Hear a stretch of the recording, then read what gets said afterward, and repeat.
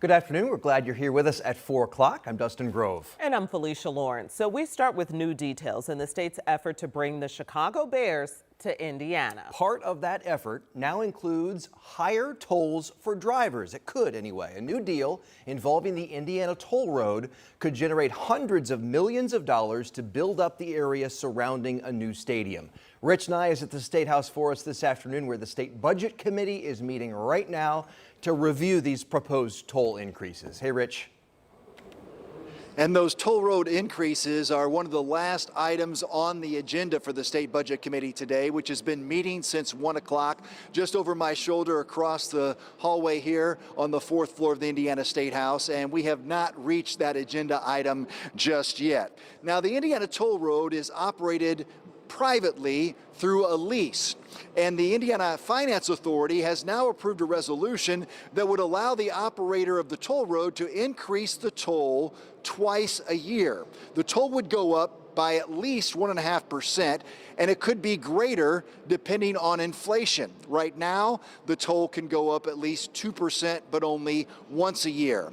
Now, these toll road increases are intended to help finance road and infrastructure improvements to help pay for a proposed stadium in Hammond for the Chicago Bears.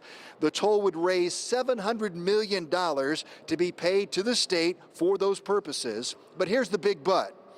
Even if the Bears don't come to Indiana, the tolls keep increasing.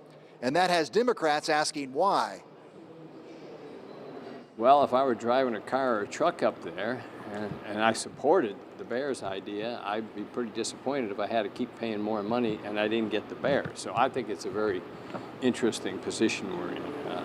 I think we're reaching into this kitty jar called the toll road and grabbing some money out rather than having a coherent tax strategy in this state. We don't have a coherent tax strategy, and this is one of the consequences. Now, if the Bears stay in Illinois, that $700 million could be used for road and infrastructure improvements in one of 7 northern Indiana counties, but the the toll increases would keep coming.